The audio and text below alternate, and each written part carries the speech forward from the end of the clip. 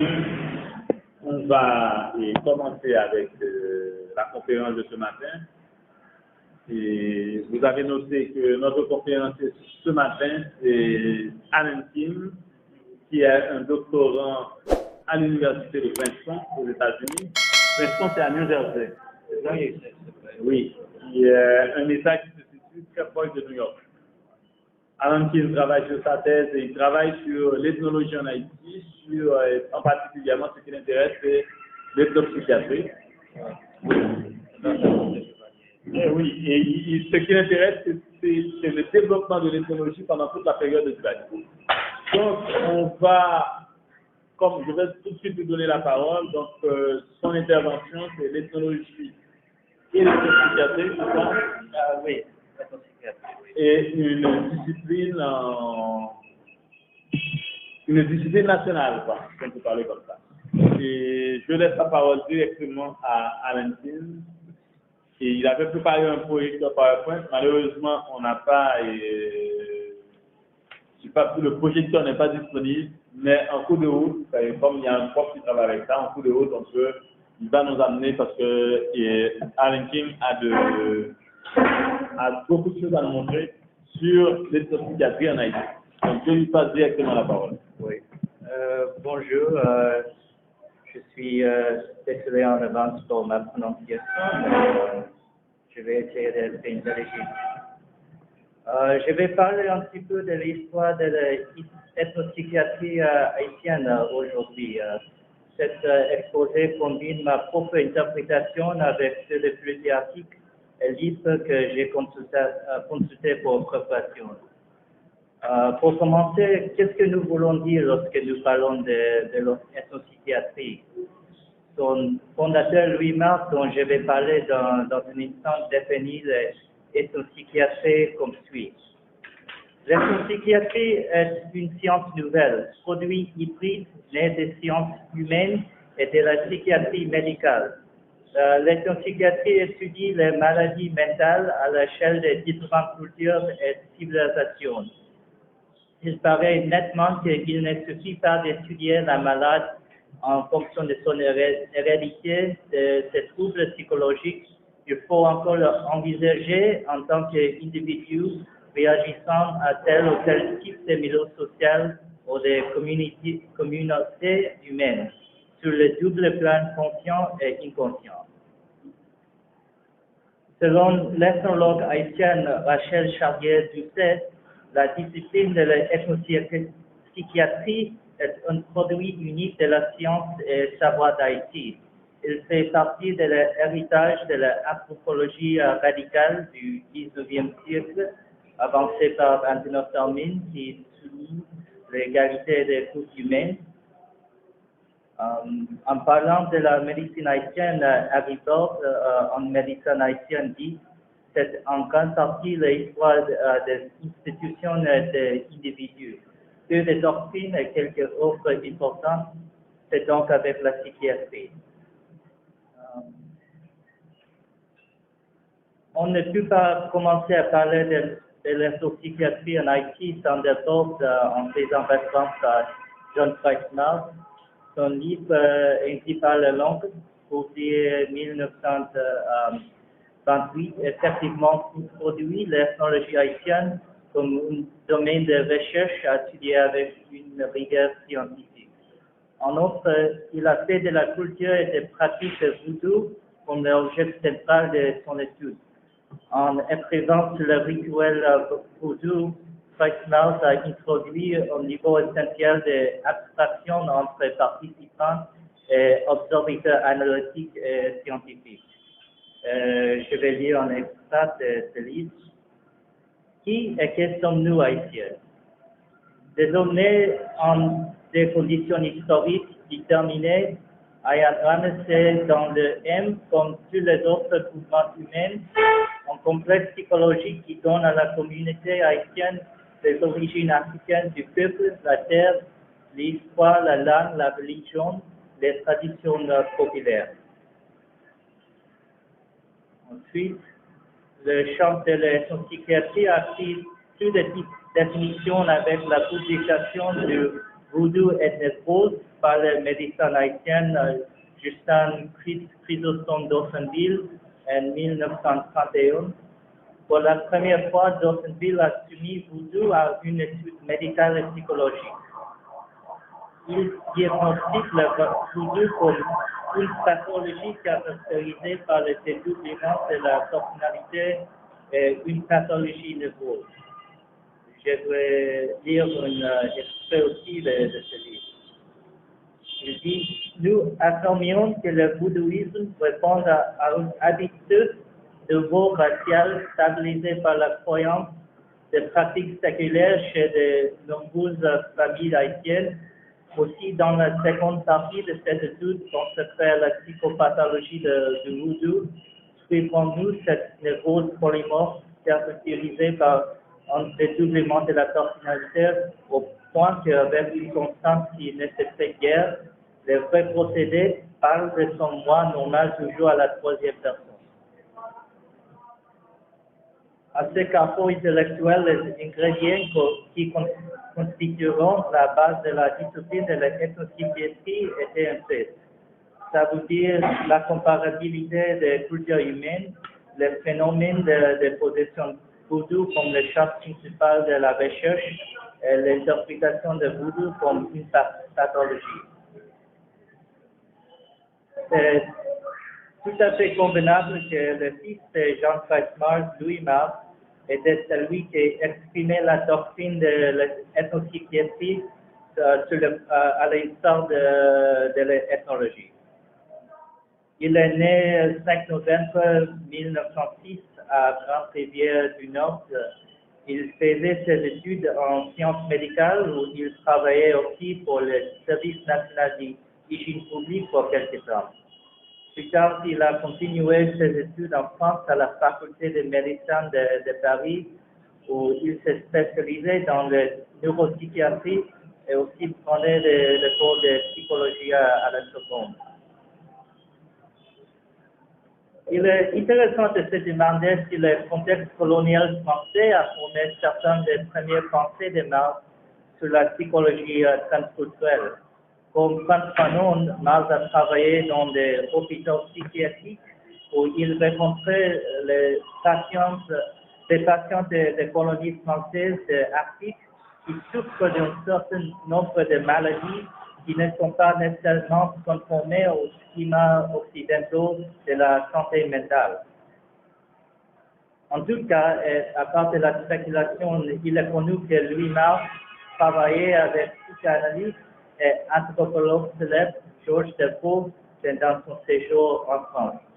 Defoe avait déjà fait un travail avec les Indiennes des États-Unis.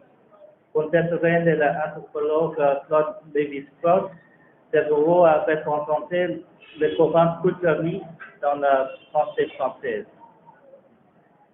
Ensemble, Louis Mars et l'anthropologue français ont écrit la première synthèse de psychiatrie comparée. Mars a aidé ensuite à la fondation de la Revue internationale de l'ethnopathologie normale et pathologique qui aura basé en France. Il est revenu à Haïti en 1936. Il était le premier psychiatre en Haïti et le premier à enseigner à l'école de médecine de Port-au-Prince. Dans les années 1940 et pour une partie des années 1950, Mars a passé du temps aux États-Unis, travaillant dans les hôpitaux à Kansas et à Tennessee. Mais dans le moment qu'il restait en Haïti, Louis Mars fortement promouvait la cause de la santé mentale. En 1941, il crée la première association de santé mentale, la Ligue nationale d'hygiène mentale. En plus, il a publié plusieurs articles et livres tout au long des années 1940 et des années 1950, tels que la prise de possession dans le voodoo, dans lequel il décrit la doctrine et la position de la psychiatrie. Il était principalement responsable de la médicalisation systématique des soins psychiatriques en Haïti. Cela a eu pour conséquence de créer un procès épistémologique dominant entre la pratique scientifique de la médecine et ce que viendrait à être considéré comme médecine populaire pratiquée par les guérisseurs ruraux et les humains. Le processus de médicalisation de la psychiatrie a pris forme avec la fondation du nouvel hôpital psychiatrique. La construction a commencé en 1948. Je vais revenir à ce détail bientôt. Le parti le plus intéressant de l'œuvre de Louis Marx est la façon dont il s'est engagé l'étude de voodoo, comme prévu par son père Jean Fréchemar de Dawsonville. Face à l'argumentation de Dawsonville qui caractérisait voodoo comme une pathologie, Louis Marx a fait une distinction nette entre la possession rituelle et la possession nerveuse. L'intervention de l'ethnopsychiatrie de Louis Marx a normalisé la possession de voodoo en la définissant comme un état validé par la pratique culturelle collective et limité à un espace rituel. Marx distingue la possession de voodoo contre les psychoses comme la schizophrénie, qu'il a définie comme des pathologies survenant sur une base individuelle et qui doit être étudiée au cas par cas. Avec la distinction entre la possession rituelle et la possession nerveuse établie, Louis Marx a effectivement individualisé la maladie mentale. C'est-à-dire qu'il définit la maladie mentale comme une expérience individuelle plutôt que d'une expérience relationnelle et interpersonnelle. Dans le même temps, il a participé aux efforts simultanés par les ethnologues comme Jacques Romain, Lorimer Denis et François Duvalier à culturaliser voodoo, c'est-à-dire démystifier le voodoo de son contenu spirituel et la définissant comme une construction culturelle. Cette position reflète l'hypothèse de l'anthropologie structuraliste qui tendait à considérer la culture comme une archive fixée des comportements et des croyances. Du point de vue de l'ethnologie et de la science médicale, le voodoo est venu à être interprété comme une série de métaphores que le secteur populaire prend recours quand il n'avait pas la capacité d'exprimer leurs besoins et ses désirs fondamentaux. Une telle attitude a été exprimée quelques années plus tard par le prêtre catholique et psychologue Jean-Bertrand Heretier quand il a parlé de sa pratique psychologique et spirituelle parmi les pauvres. Il écrit dans notre livre Théologie et politique: la pratique psychologique m'avait servi ce qu'un prêtre voodoo d'un diplôme universitaire peut réaliser. Rien de magique là-dedans. Quand une personne pense vous, elle est prête à prendre une parole pour un autre.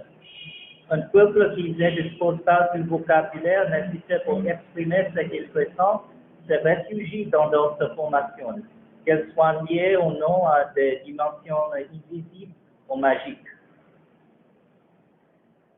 En terminant, je voudrais revenir brièvement sur les produits les plus tangibles de la psychiatrie haïtienne. Ça veut dire le Centre haïtien de psychiatrie, qui a été officiellement ouvert le 6 février 1959 à Port-au-Prince. Il a été créé pour traiter principalement les patients avec des médicaments. L'hôpital a été sponsorisé par les sociétés pharmaceutiques américaines Hoffman, Laroche, Schering et Weir, avec la collaboration de médecine américaine Nathan Klein. Il était l'un des deux hôpitaux psychiatriques en Haïti. L'autre serait le rénové hôpital de Budget, qui a été aussi à Port-au-Prince. C'est la fondation du centre Louis Marx a pris le cœur et l'esprit seraient soignés par la construction d'un hôpital psychiatrique foyer de lumière construit par-dessus de ce magma de terre ancestral et des superstitions locales qui entretiennent l'ignorance des foules. Superstition et peur des cauchemars que la lumière de la science dissimuera graduellement. Et j'avais quelques photos de l'institution, mais malheureusement, il n'y a pas de projecteur. Et bon, de 1959 jusqu'à 1979, il est estimé que le centre de psychiatrie a traité près de 40 000 patients. Il reste jusqu'à présent une institution de ressources très limitée. Et oui, j'avais d'autres photos, mais ça n'arrive pas.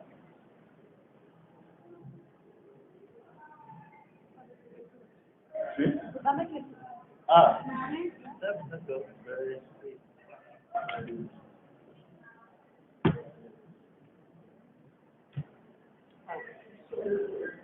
Oui, oui, oui, oui.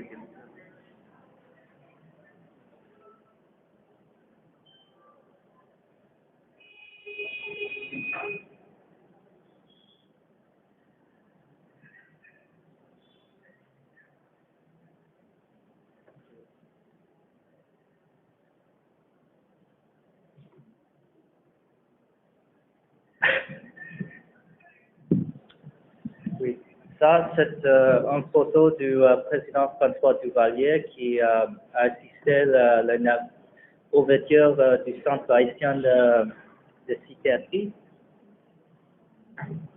En quelle année En 1959, je crois. Et, oui, c'est lui-même. Oui.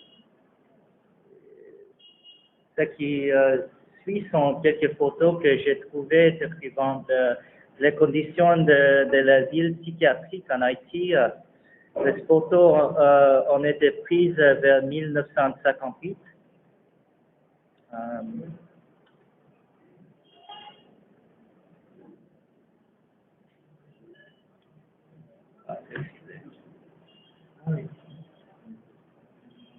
Et donc, ça fait partie de cette photo, elle provient, elle a été trouvée dans les archives, une collection.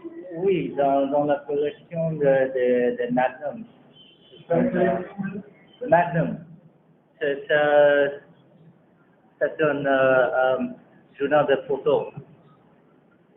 C'était quelqu'un qui s'appelle, je crois, Eugene Smith, qui a pris cette photo Oui. Oui. C'est des photos qui ont été prises à l'hôpital. Oui. À l'hôpital? Oui.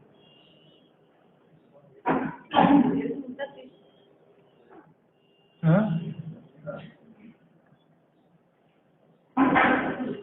Donc là, on est toujours dans les années 60 pour ces clichés. Oui.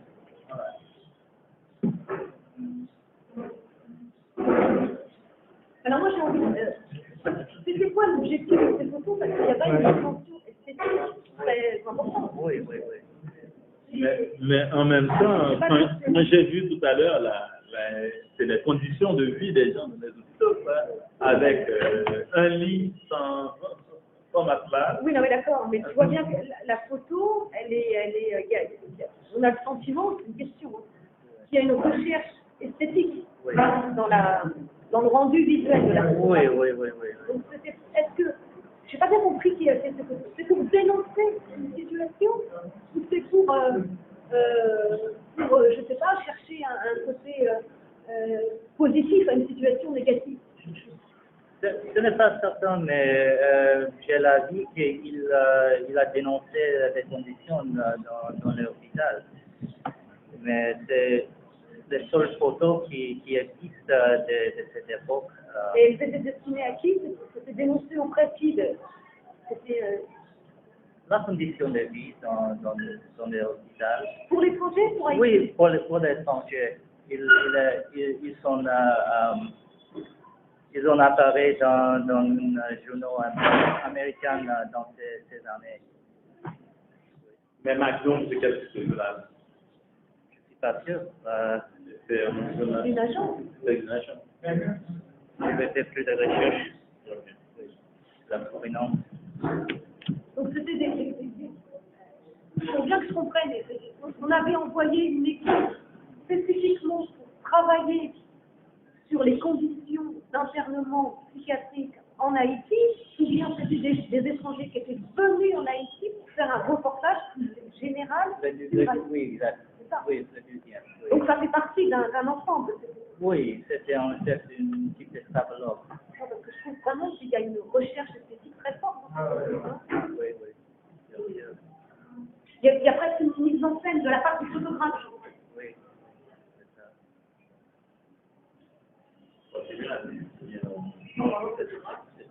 Ok, d'accord. Et moi, je crois que c'est l'intervention de Alan King ajoute une dimension importante dans notre recherche, dans nos travaux au niveau de l'équipe de recherche sur l'histoire de l'ethnologie haïtienne, qui est une dimension assez importante parce que c'est comme quoi l'histoire de l'ethnologie en Haïti croise aussi l'histoire de la médecine. Et on le voit bien avec les références d'Alain sur, il a cité Harry Bord, qui est un médecin qui a beaucoup écrit sur l'histoire de la médecine en Haïti, qui a beaucoup travaillé sur l'hygiène publique en Haïti.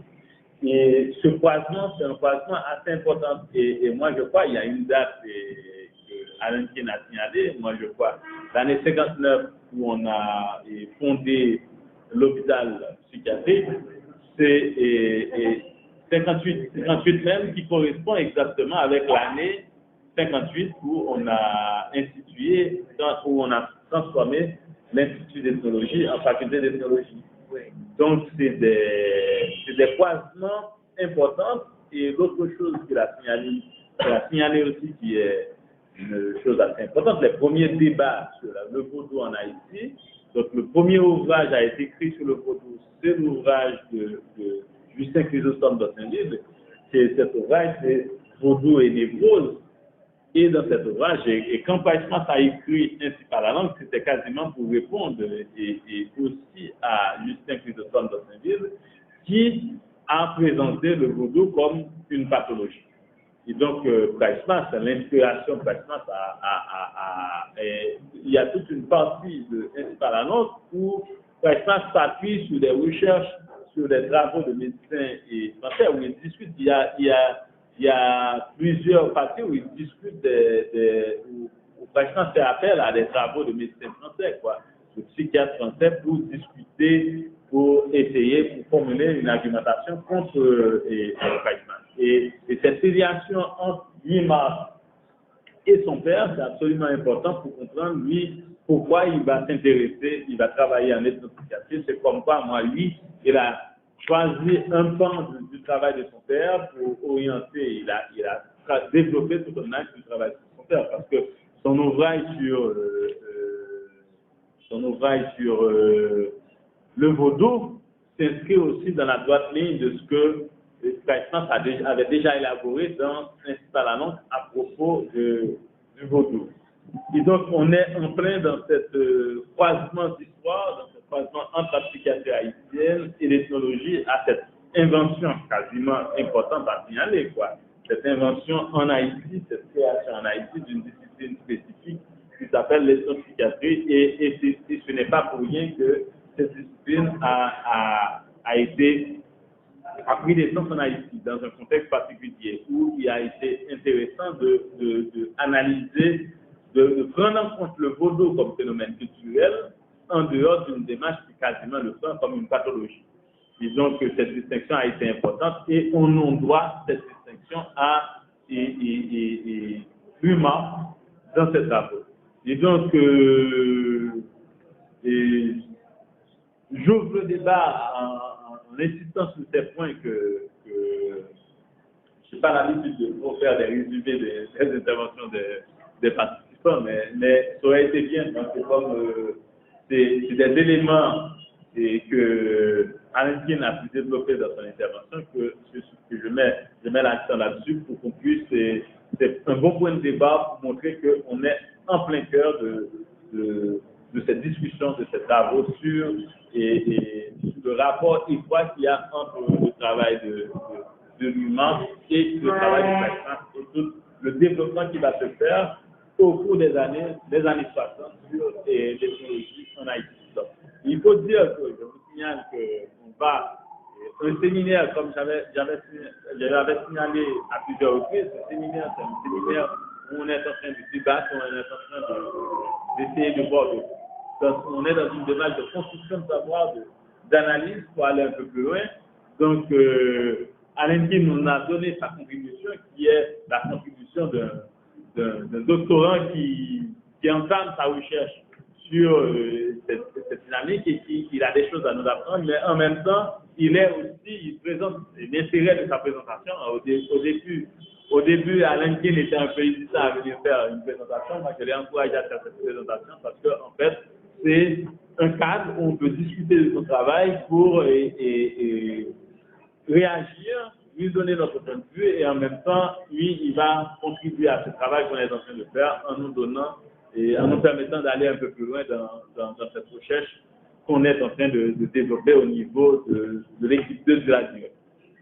Donc, je passe la parole à la salle. Si vous avez des questions, si vous avez des réactions par rapport à l'intervention d'Alain Kin, on va les prendre. Et je ne sais pas si Maud a quelque chose à ajouter, a des questions. Oui, j'ai quelques questions, moi, mais bon, si la salle, on a avant, maintenant. Bon, ben, c'est pas grave, je vais commencer. Moi, j'ai une question. Bon, alors, d'abord, merci beaucoup d'être venu. C'est effectivement très intéressant parce que, à ma connaissance, mais elle peut être limitée, hein, cette connaissance concrète, les études sur le développement, l'institutionnalisation de la psychiatrie et plus spécifiquement l'ethnopsychiatrie dans le contexte haïtien, c'est un domaine très peu investi. Hein, jusqu'à présent, on a quelques études, mais très peu. Donc c'est important, effectivement, que vous soyez venus présenter vos travaux. Alors moi, ma question, c'est que, alors c'est important, comme Picard vient de le souligner, l'apport de ces études qui ont rattaché tout ce qui a trait avec le vaudou, l'univers religieux, dépasser cette approche individualisante de la névrose, de la psychose. Bon, c'est pas spécifique à Haïti, hein. Ça s'inscrit dans un contexte de pensée de l'époque.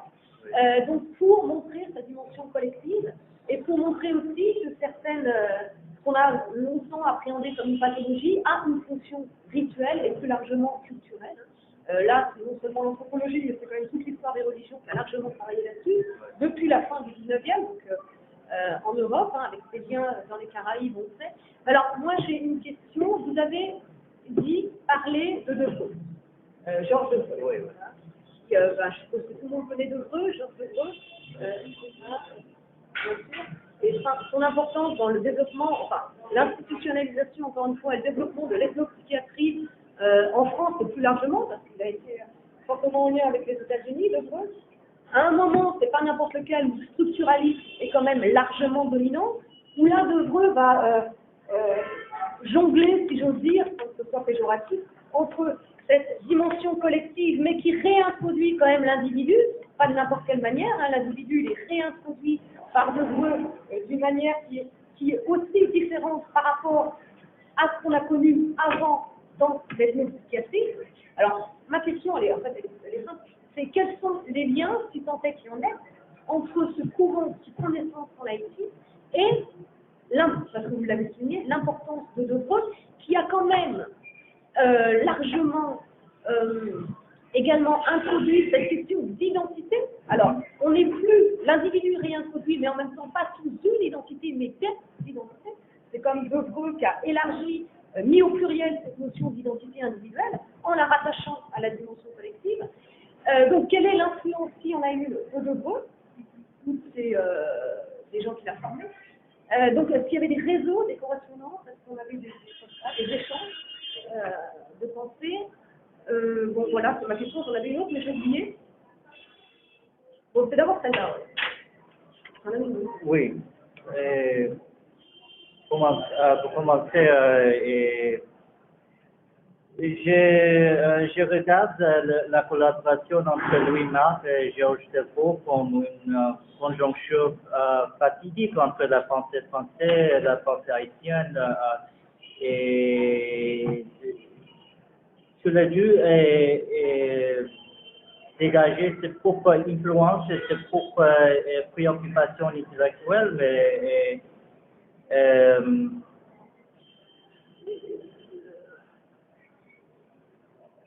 on parle beaucoup comment on dit, le tournant culturel dans la pensée française dans le 1960.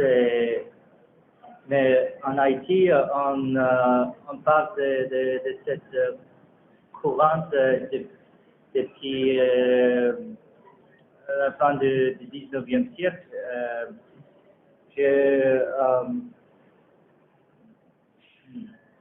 Je ne suis pas très courant entre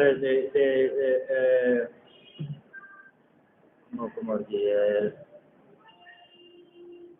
c'est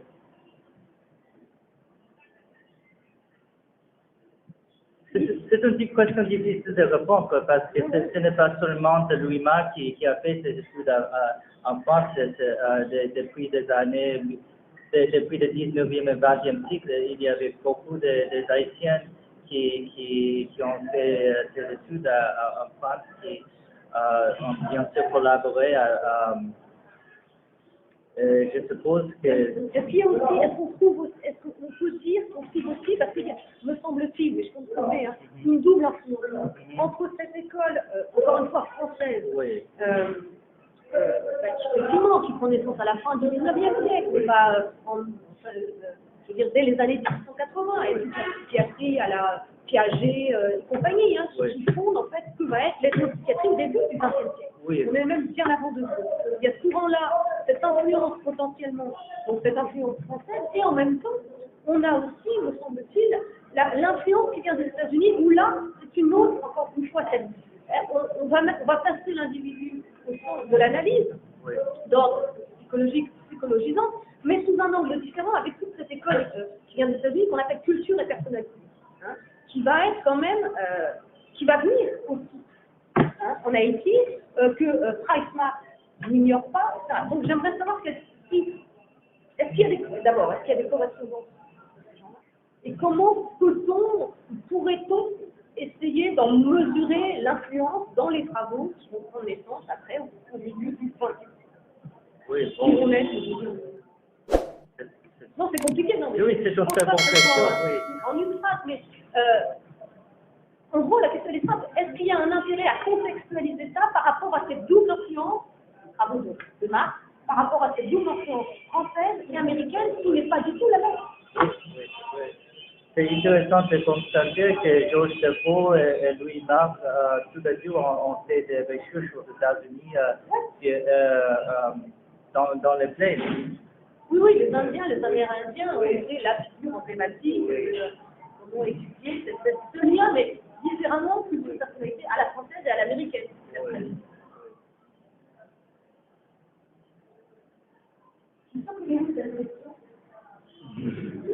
Oui, répondre. En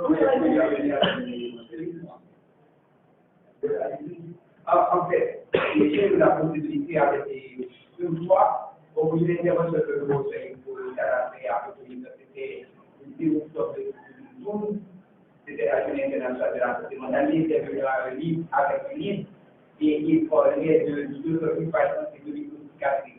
Alors, il est donné avec un occupation qui s'appelle la crise de possession de l'autonomie. Et ce livre a été pris par le professeur idéologique de l'Artifact. C'est exactement parce que j'ai pu vous remarquer que le docteur et que le choix était on reconnaît que non seulement le mot diagnosticatrie a été inventé par Louis Pascal, mais Louis Pascal ne se contente pas seulement d'inventer le mot, mais il invente en même temps la discipline. Donc il y a une influence entre Jean-Yves et Louis Pascal, c'est que justement le mot même diagnosticatrie a été inventé par Louis Pascal. Et en même temps, c'est lui qui ouvre ce champ dans le domaine de la psychologie. Donc, le John Guédéo le reconnaît noir sur blanc. Parce que c'est lui qui prépare ce diplôme en de l'université. Et bon, je n'ai pas souffert de l'année parce que c'est celui qui n'a pas été l'université et qui se soutient, qui se soutient. Bon, il y a des études, monsieur le professeur d'information. Il y a des études, c'est pas ceci, on arrive à quelques minutes de l'État.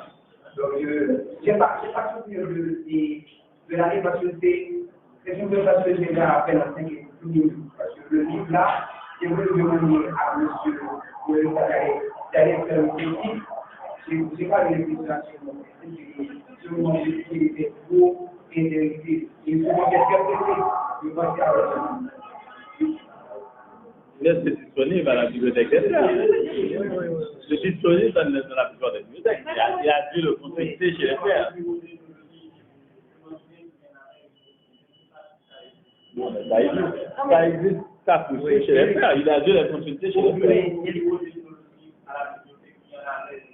Il y avait deux éditions. La première s'appelle La prise de possession, mais la deuxième édition s'appelle La prise de position dans le voodoo. Et donc, Beau préface la deuxième édition. Oui, je crois. Oui. C'était en 1951. Je ne suis pas certain, mais Moi, je crois que les deux éditions sont disponibles chez les frères de la Bibliothèque nationale des frères de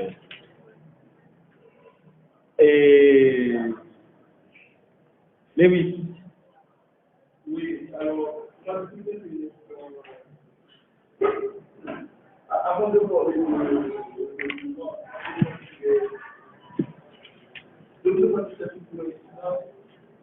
fait que après les textes catholiques du XIXe siècle, puis les hommes de l'ordre de l'Église, tout ça, les médecins qui ont sollicité le pouvoir de nous avons le docteur Lémodé, le docteur Salomon, le docteur Lérisson, le docteur Taïsman. Il y a tellement de docteurs qui ont étudié au tout début du XXe siècle.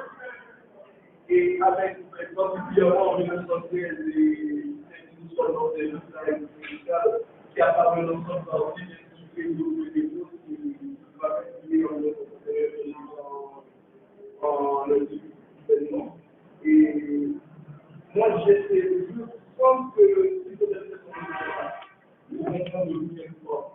L'immense est né en 1910, l'année même où non-Alexis, on appelle les années avec la lumière, et parce que non-Alexis commence à poser des bases et pour la santé mentale en Haïti, il fait de l'aide. Il fait de l'aide et l'immense va être médecin à l'aide. Et autre élément que j'aimerais signaler, c'est que l'immense est également camarade de classe de François Duvalier. Et d'ailleurs, il y avait pas mal de gens qui se je crois que le jour qu'il fait était de cette notion de classe. Et c'est intéressant, c'est que l'amitié qu'il y a entre l'imam et François Duvalier va persister au point que le jour où François Duvalier était le président, lui va faire le téléphone, on va faire ça. Et on a fêté l'élection de François Duvalier chez les membres à la route des frères et en 1957. Et qu'est-ce que je peux dire ensuite? Bon, il y a des détails également sur la liste nationale d'hygiène mentale. Et cette institution qui a été créée en 1957 et puis cette genre de professionnels, ce que moi je disais que la santé mentale n'est pas l'affaire de psychologue, il n'y en avait pas. Et ce n'est pas l'affaire de médecins existants, mais c'est l'affaire de psychologue. Donc, il était des gestes à tout le monde. Mais ça ne pouvait pas, comment dire, c'est une institution qui ne pouvait pas démarrer effectivement. Parce que les gens étaient un peu hésitants, ils disaient que nous n'avons pas les moyens de créer des hôpitaux, et des habiter dans la psychiatrie, tout ça. Et c'est finalement, en 1941, que je pense qu'il essaie de relancer la machine, et avec, quand il écrit à Monsieur de Boise, pour lui dire que nous devons absolument prendre en charge la santé mentale des gens. Et cette élection, c'est que c'est la seule réponse de la campagne participative, de la troisième campagne participative, par son plein. Et Monseigneur Lebrun répond pour dire à l'imam, écoutez, je crois que c'est une très bonne initiative, parce que cela va nous permettre de combattre le politique. Et l'imam n'a pas répondu à ça, mais sauf que ces gens ont collaboré à cette structure. Maintenant, et l'imam a tenté à plusieurs aussi de créer une association en Haïti, et je ne sais pas, je n'ai pas bien entendu si vous avez parlé de l'auteur là-dedans. Ah,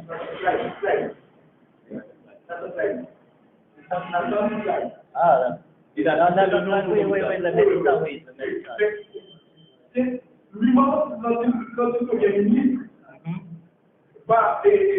puisqu'il avait plusieurs occasions d'État haïtien, la possibilité de créer une société parlementaire, et l'État haïtien a refusé, il y avait des modèles de fonds. Donc, lui-même a contacté François Duvalier, en août 1958, il lui apporte un terrain, et c'est à la fin de ce mois que le mois d'août on va poser la première pierre et pour l'édification de cette hôpital. Donc il va y avoir un clash entre l'humain et son père. D'ailleurs, la petite histoire rapporte que c'est son père qui va initier en 1936 à l'étude de l'ethnologie. À son retour en Haïti, donc il a dit que sous cette année, de voir quelles sont les possibilités de marier cette science, d'établir un dialogue parce que nous avons besoin de psychologues, d'ethnologues pour continuer à créer une nouvelle génération de psychologues d'une part. C'est l'une des raisons pour lesquelles l'humain sera le premier lecteur, le premier moyen de l'étude d'éthologie. Et c'est ainsi que, sous la direction de son père, il apprend l'éthologie. Donc, son père, dans les années 60, on a beaucoup de problèmes avec lui. Au point tel qu'on raconte que vivant et son père, à la fin de ses jours, n'ont plus de contact parce que vivant a toujours supporté Duvalier, et ceci jusqu'à la fin. Et son père avait pris cette distance avec Duvalier au point que Duvalier, semble-t-il, aura fait saccager la bibliothèque de Jean Caïpan. Donc, c'est des choses qui restent avec lui au fait de la famille. Non, mais les intellectuels qui sont proches de notre famille, ça a eu lieu. Donc, en ce qui concerne les rapports entre les épaules et l'humain, ce que j'ai pu comprendre, c'est qu'il y avait des correspondances assez étranges entre l'hébreu et l'humain, mais au contraire que l'humain en hébreu va lui consacrer, va lui aider un article en 1947 qui va parler de l'article de quoi? Oui, l'article de l'hébreu. L'hébreu va lui aider un article. Mais ils vont se rencontrer pour la première fois, je crois. Pratiquement, alors. À tous les cas, ils vont se rencontrer. Et les autres ont l'habitude de venir en Haïti assez souvent et pour rencontrer la famille, parce que c'était musulman, c'était une famille de force qui était principalement populaire en Haïti.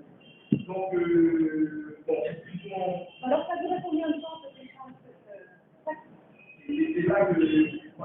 Moi, j'ai l'impression que ça commence parce que l'humain essaie de situer le moment où il a pris conscience qu'il est possible d'allier et psychiatrie et technologie à cette époque-là. Et je crois qu'il a été lui-même, pour que la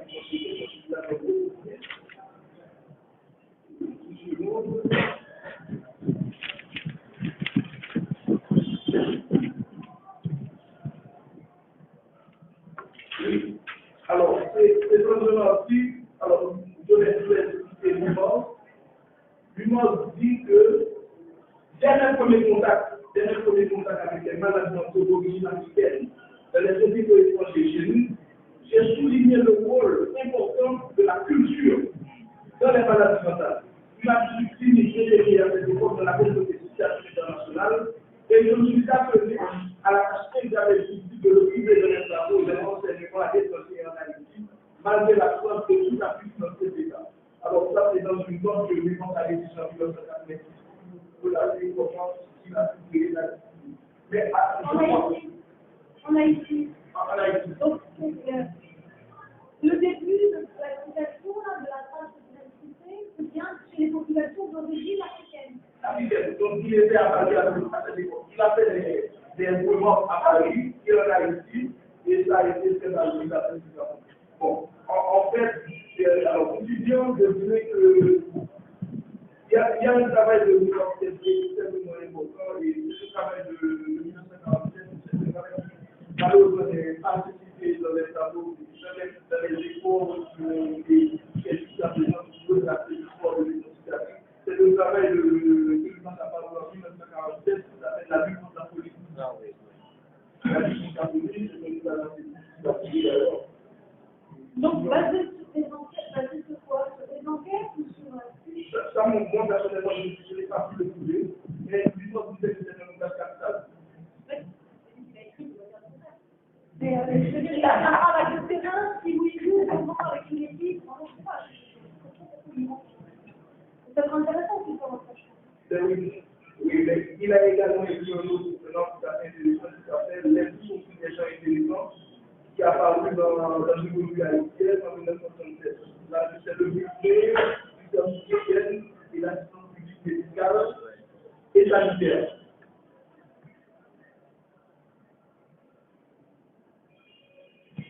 En fait, le dernier article, moi qui est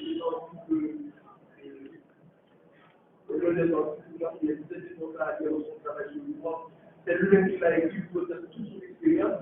Et le dernier qu'il a écrit sur ça s'appelle autour de la jeunesse de l'éco-social. Et là, il montre comment il a développé le terme de l'éco-social.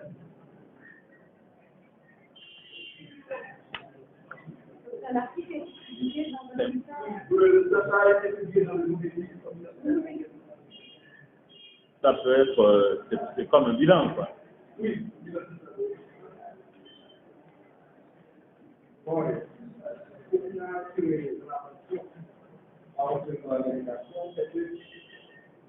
c'est significatif l'histoire du public national. Je vois qu'on a mis l'accent sur le national, sur le pouvoir, et que pourquoi je pense que le national, si l'éco-psychiatrie est appréhendée par d'autres universités à travers le monde. C'est arrivé peut-être en retard, mais tout le développement, toute la présentation de la film, c'est de signaler que le thème a été inventé par Louis Marx. Je pense que la culture a été inventée par la France, donc c'est national, mais si cette même culture est enseignée et amenée par l'université à travers le monde, c'est pour nous d'abord de l'enseigner. Donc, à partir de ce moment, je crois que la discipline est comme la sociologie et pour pas que la sociologie mais la sociologie n'a pas fait à la fin. La sociologie, c'est une scientifique universelle pour contribuer la réalité. Non, mais moi j'ai envie de voir, alors, je ne sais pas s'il n'y a pas une autre question dans vos questions. Enfin, pour moi, j'ai envie de voir une autre question dans vos questions. J'ai envie d'entendre quelle est la place de cette école de pensée en ethno-psychiatrie dans la construction de la communauté nationale en Haïti, de l'identité citoyenne associée à la nation haïtienne. Donc, pour moi, c'est cette question c'est absolument il faut qu'elle soit posée. Qu'est-ce que tu penses à nous?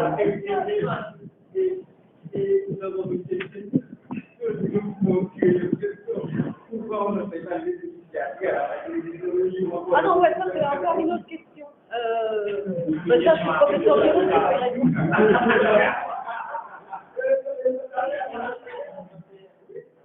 Non, mais je veux dire, on l'enseignait. Non, ça c'est la question réservée à professeur Picard. Mais la question de le rôle, la place, je ne sais pas trop comment on peut dire, cette école de pensée au sein de l'ethnologie dans la construction de la nation haïtienne. Est-ce qu'on vous l'a posée? Est-ce qu'elle a un sens? Et voilà, est-ce que dans cette construction de l'idée de communauté nationale en Haïti, quelle a été dans la filiation de son père, j'ai envie de dire, enfin, l'idée c'est ça, Price March, développement de cette école-là, comment elle a eu des implications, des répercussions sur cette idée de construction nationale? Est-ce que ça a un sens de poser la question? Moi, je pense que oui. Mais Tu veux ajouter quelque chose, Alain?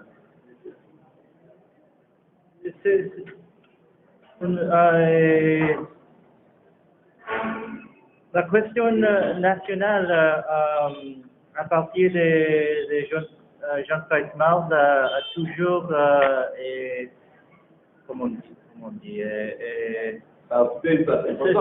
s'occuper de la question de la classe. Et la question principale qu'il s'est posée dans Principal l'oncle, c'était le beauvarisme de notre élite, comment on réconcilier les mœurs et coutumes et le savoir de notre élite avec le peuple qui s'accrochait, qui se définit toujours avec les croyances de voodoo. C'est la question qui lui marque avait aussi posé, mais dans le point de vue d'une médecin, une élite intellectuelle qui est obligée de traiter des patients qui s'habillent toujours dans un monde qui est dominé par les esprits, par les lois. La question des classes est toujours s'est croisée avec la question nationale. Moi, peut-être Alain avait choisi son titre, quoi. Mais en même temps, quand j'ai vu ce titre, moi, j'ai trouvé intéressant le titre et j'ai voulu mettre en évidence ce type de conférence. Parce qu'en même temps, moi, je crois que ce séminaire, pour les travaux de recherche qu'on est en train de monter, s'inscrit dans la continuité de ce colloque qu'on a organisé en 2012, en février 2012, sur l'ethnologie et la construction nationale. Et donc, de fait, moi je crois, les préoccupations de Louis-Marc ne sont pas loin des préoccupations de son père. Donc, du coup, moi je crois qu'il y a en plein cœur, que ce soit de l'ethnologie ou de l'ethnospéciatrie, il y a une préoccupation politique. Et cette préoccupation politique, c'est cette préoccupation de construction de la nation. Mais maintenant, peut-être, moi je crois, ce qui reste à développer, les travaux à développer, c'est de montrer comment ça s'articule. Comment on a travaillé sur comment le discours de la nation, le discours national s'articule dans les travaux de Price-Mars. Mais ça, peut-être qu'il faudrait développer tout ce développement sur comment, parce que ce déplacement qu'a fait Louis-Marc en montrant que l'intérêt. Parce que ce déplacement, moi je crois que c'est un peu dans la continuité de l'œuvre de Price-Mars, de montrer comment le vaudou ne peut plus être appréhendé comme une pathologie. Donc du coup, ce déplacement, on a un peu renforcé ce déplacement en disant que c'est une démarche culturelle. Mais en même temps, en insistant que les gens qui sont dans une identité culturelle spécifique, qui ont une identité culturelle propre, cette identité culturelle, si on veut la traiter du point de vue de la maladie, quoi. Moi, je crois que ce déplacement, c'est un déplacement qui a un intérêt scientifique, mais en même temps qui s'inscrit dans une démarche politique. Mais qui reste, tout ce point, c'est des choses qui restent à approfondir. Qui reste d'autant plus à approfondir, parce que si on reprend la remarque qu'a faite tout à l'heure Lewis, je pense que l'idée générale, elle est possiblement là, mais il faut faire attention, il faut la contextualiser, parce que, encore une fois, si Louis-Marc reprend ce projet de réforme sociale qu'on connaît cher à son père, c'est en même temps, en ayant des accointances, je ne sais pas si le mot est exact, mais au moins des affinités politiques qui sont quand même divergentes, c'est-à-dire qu'ils ne se déclinent pas du tout de la même manière à travers ce je pense, quoi. Voilà. Donc, je pense que quand on connaît l'implication du politique dans l'institutionnalisation des disciplines académiques en Haïti, on ne peut pas faire tout ça. Non, absolument, absolument. Moi, je crois que c'est en même temps, c'est même pas de l'appréhender sur le point de vue de la Constitution nationale, mais c'est de l'appréhender en même temps de rapport entre ces disciplines, que ce soit l'écologie, les psychiatrie, de voir la relation avec la politique, quoi. Ce développement, et cet intérêt pour la maladie, moi, je crois que cette persistance en Haïti pendant la période du Valier aussi, peut-être, moi, je crois qu'il y a un par exemple, c'est éclipsé dans les années 60, mais il y a les ténors en Haïti dans les années 60, c'est Louis Mars, c'est aussi Jean-Baptiste Romain. Et c'est d'un côté l'ethnopsychiatrie, mais de l'autre, c'est aussi l'anthropologie physique. Donc, du coup, moi, je crois qu'on a du boulot, on a des choses à creuser, à analyser, à comprendre, et comprendre comment ce rapport entre différentes disciplines et ce régime, quoi. Et moi, je crois qu'on a des choses à analyser. Par exemple, pourquoi ce régime s'intéresse tant à la formalisation, l'institution de l'ethnologie. Quelle est l'économie? Moi, je crois, pour ce régime des Duvaliers, quelle est la finalité de l'ethnologie? Quelle mission ce régime attribuait à la faculté d'ethnologie et comment cette faculté ethnologique était mobilisée dans l'économie générale, si je peux parler comme ça, de la politique du régime, quoi. Oui, alors du coup, ça n'a pas grand sens de parler de discipline. On est quand même à l'intérieur d'un même champ disciplinaire et c'est justement les déclinaisons possibles de l'ethnologie. Oui. Voilà. Absolument. On est dans un même champ disciplinaire, mais décliné différemment. Oui, et justement, c'est comment à chaque fois cette construction disciplinaire et en même temps cette déclinaison échafaudent quelque chose, une structure qui avance le régime, quoi. Parce qu'au fond, le problème, c'est que après 86, on a toujours dénoncé le régime, le rapport avec l'ethnologie, sans même tenter d'analyser concrètement ce que ça veut dire et comment. Parce qu'il y a quelque chose qui me préoccupe, par exemple. Pourquoi il y a tant de militaires qui ont fait la faculté d'ethnologie? C'est une question préoccupante. Parce que si on va voir dans les premiers mémoires de la faculté d'ethnologie, on va voir que c'est des mémoires qui ont été rédigées par des militaires qui ont fait la faculté d'ethnologie. Et pourquoi ces gens se sont intéressés à l'ethnologie? Et donc, oui, et du coup, je pense tout de suite à cette relation, parce qu'au fond, il y a quelque chose d'assez paradoxalement. Pendant qu'en 1948, on a banni complètement dans les universités françaises l'anthropologie physique, et on a persisté, non, quand je dis banni, mais en fait, c'est pas tout à fait, mais c'est quasiment mis au rencard. Non, mais c'est au sortir de la guerre, il y a tout un ensemble de faits. Mais effectivement, c'est plus comme c'était avant-guerre. Oui, c'est mieux. Ce que je veux dire, c'est que, en revanche, en Haïti, ça a été largement investi. Oui, c'est à cette époque que Jean-Baptiste Romain a publié ses livres, sa thèse qui a été faite en France. Oui. Ça c'est pas n'importe quoi sur l'anthropologie. C'est sûr. Ça c'est non, mais ça c'est le travail qu'il a fait à l'Institut. Mais la thèse qu'il a fait en France. Non. Moi, je crois qu'il fallait vérifier entre la thèse qu'il a fait à l'Institut et la thèse qu'il a fait en France. En France, son doctorat, c'est en anthropologie physique. Non, ça, il faudrait vérifier. Hein? Son travail de licence, c'est l'anthropologie qu'il a publié pour la suite.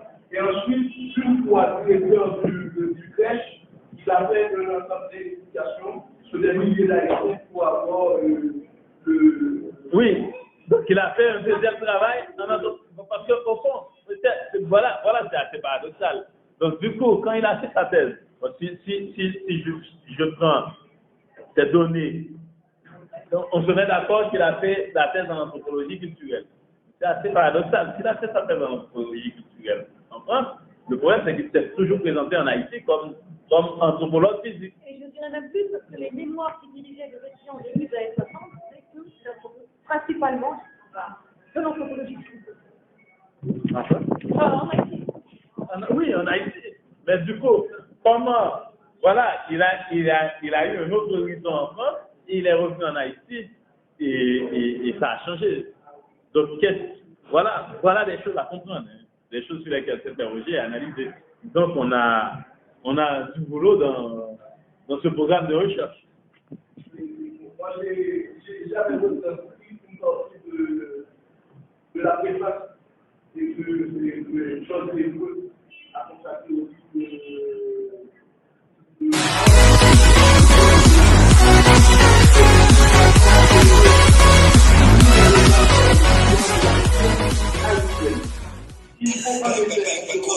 Ustedes pueden aceptar mi negocio o aceptar las consecuencias.